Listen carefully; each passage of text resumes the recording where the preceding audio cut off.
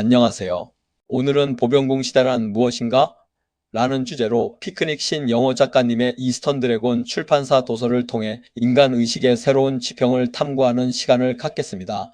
보병공 시대, 즉 에이지 오브 어게리어스는 단순히 점성술적인 시대 구분을 넘어 인간 의식과 문명의 작동 방식이 어떻게 변화하는지를 설명하는 상징적인 언어입니다.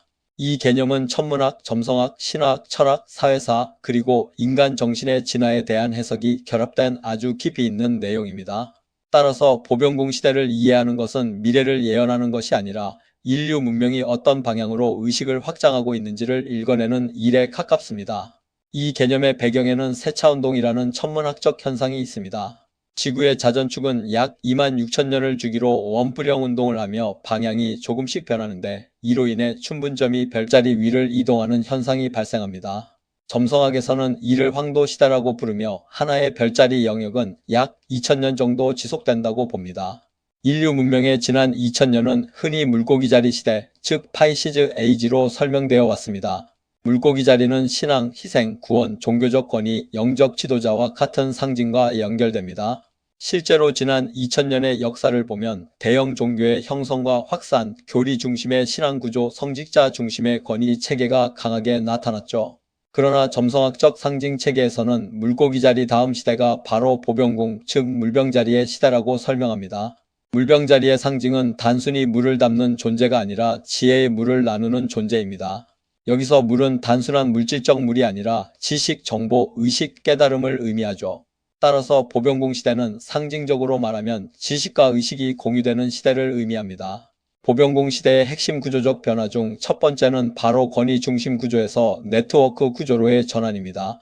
두 번째 변화는 지식의 독점에서 지식의 공유로의 전환입니다. 과거에는 지식이 특정 계층의 특권이었고 학자나 사제, 권력자만이 지식을 관리했습니다. 하지만 현대 사회에서는 인터넷과 디지털 기술 덕분에 정보가 전 세계적으로 확산되며 누구나 학습하고 연구하며 창작할 수 있는 환경이 만들어졌습니다. 이는 보병공의 상징인 지혜의 물을 나누는 자라는 이미지와 깊이 연결됩니다. 세 번째는 개인의식의 각성입니다. 물고기자리 시대의 인간이 신앙 공동체 속에서 자신의 정체성을 찾았다면 보병공 시대의 인간은 스스로 사고하고 탐구하는 존재로 변화합니다. 권위에 복종하는 인간에서 질문하고 탐색하는 인간으로 이동하는 것이죠. 이러한 변화는 교육, 철학, 심리학, 그리고 영성 문화의 변화에서도 분명하게 나타납니다. 네 번째 변화는 집단의식의 진화입니다. 보병공은 개인주의와 집단주의가 동시에 작동하는 별자리로 해석됩니다. 개인의 독립성이 강조되면서도 동시에 공동체적 연결도 중요해지는 시기입니다. 이는 단순한 개인주의가 아니라 연결된 개인성이라고 설명할 수 있습니다. 사람들은 자신만의 정체성을 유지하면서도 네트워크 속에서 협력하게 됩니다. 다섯 번째는 기술 문명의 가속입니다. 보병공은 전통적으로 과학, 기술, 전기, 혁신과 연결된 별자리인데요. 실제로 현대 문명은 전기와 정보 기술을 기반으로 작동하고 있습니다.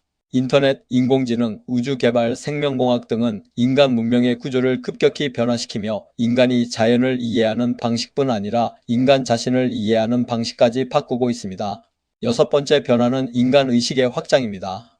보병공 시대의 중요한 특징 중 하나는 의식에 대한 탐구가 깊어진다는 점입니다. 심리학, 명상, 영성, 자아, 탐구, 정신세계 연구 등이 활발해지는 것도 이러한 흐름과 관련이 있습니다.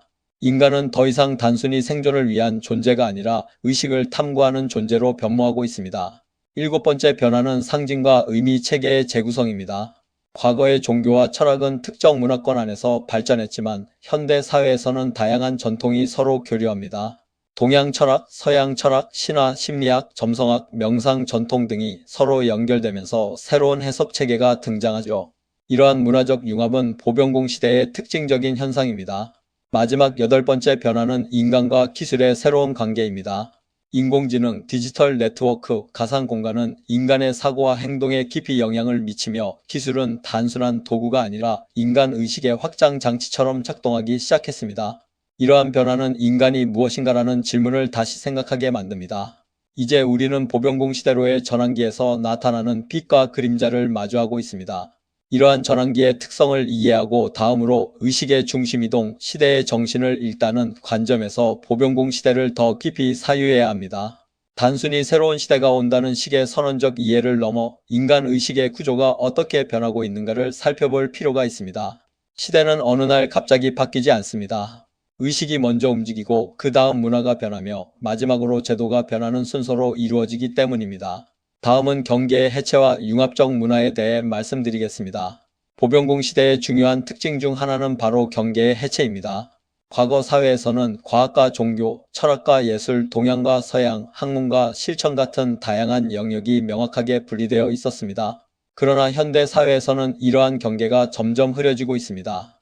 예를 들어 심리학은 철학과 연결되고 신경과학은 명상 연구와 연결되며 기술은 예술과 결합하는 등 서로 다른 분야가 만나 새로운 형태의 지식이 만들어지고 있습니다. 이러한 융합적 사고는 보병공 시대의 중요한 특징입니다.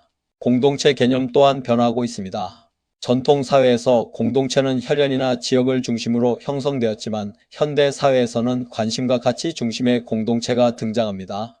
인터넷 커뮤니티, 학습 공동체, 창작 네트워크 같은 형태가 그 예시죠. 사람들은 더 이상 같은 지역에 살지 않아도 하나의 공동체를 형성할 수 있습니다. 그리고 더 나아가 인간 정체성 또한 확장되고 있습니다. 이러한 흐름 속에서 상징의 재발견과 인간 의식의 언어는 매우 중요합니다. 특히 신화와 상징은 인간 의식의 깊은 구조를 설명하는 언어로 사용됩니다.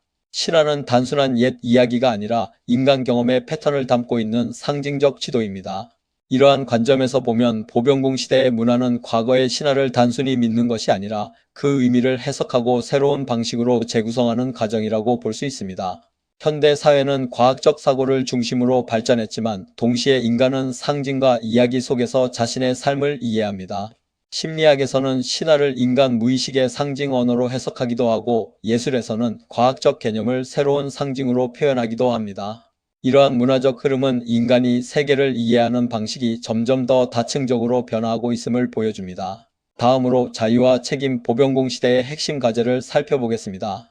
자유는 개인이 자신의 삶을 스스로 선택할 수 있는 능력을 의미합니다. 그러나 연결된 세계에서는 개인의 선택이 공동체에 영향을 미칩니다. 따라서 자유는 책임과 함께 이해되어야만 합니다. 이 균형을 찾는 것이 보병공 시대의 중요한 과제입니다.